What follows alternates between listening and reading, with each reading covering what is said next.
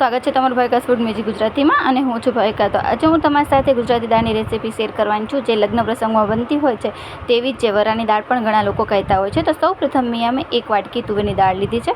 હવે આપણે એને 2 થી 3 વખત સાદા પાણીથી ધોઈ લેવાની છે અને આપણે 15 થી 20 મિનિટ સુધી આપણે નવસેકા પાણીમાં પલાળી રાખશું।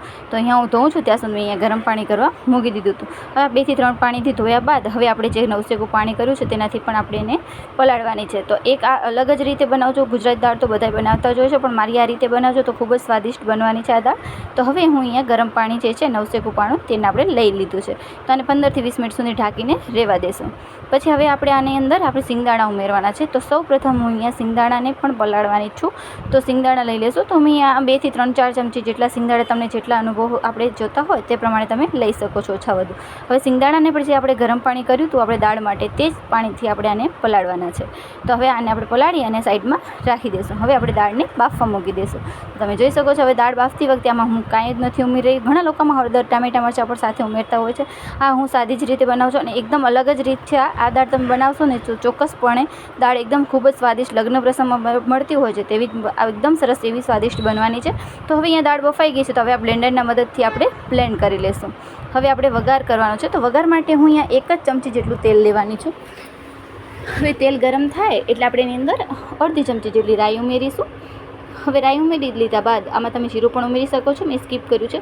હવે આપણા ખડા મસાલા છે તેમાં તમાલપત્ર, લાલ મરચું, લવિંગ, મરી અને સૂકી મેથીના દાણા એટલો આપણે આખા મસાલા છે તે લેવાના છે। તેનાથી સ્વાદ બહુ સરસ આવે છે દાળનો।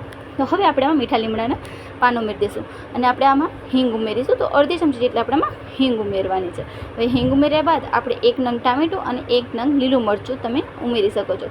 આમાં તમે તીખી લીલી મરચી આવે છે તે પણ તમે ઉમેરી શકો છો। તો મેં અહીંયા મીડિયમ મરચાં લીધા છે, તીખા નથી બહુ જ। તો હવે આને એકદમ સરસ રીતે સાતળશું।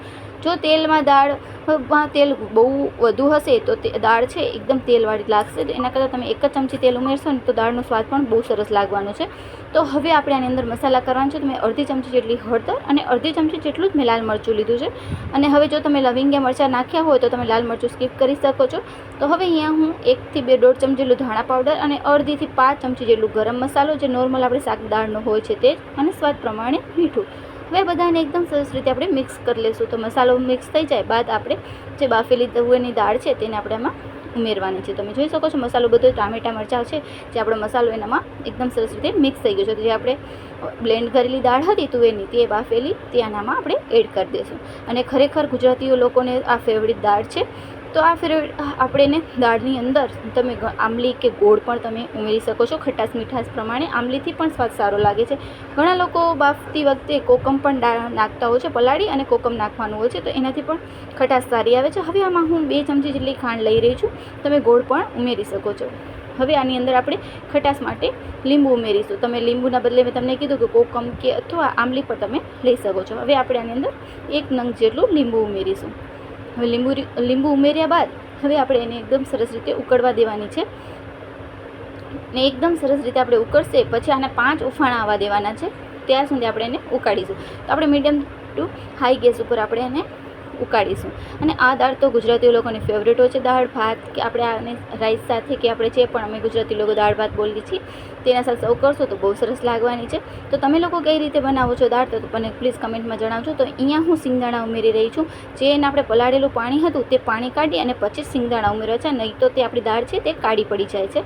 તો હવે આપણે સિંગદાણા ઉમેરી દીધા છે। તમે જોઈ શકો છો એકદમ સરસ રીતે આપણી દાળ ઉકળી ગઈ છે। હવે છેલ્લે આપણે કોથમીર ઉમેરીશું અને એકદમ સરસ એ દાળનો તમે જોઈ શકો છો સુગંધ તમે આ રીતે બનાવજો એકદમ સરસ એવી દાળ બનીને તૈયાર થશે। તો કેવી લાગી રેસીપી પ્લીઝ કમેન્ટમાં જણાવજો।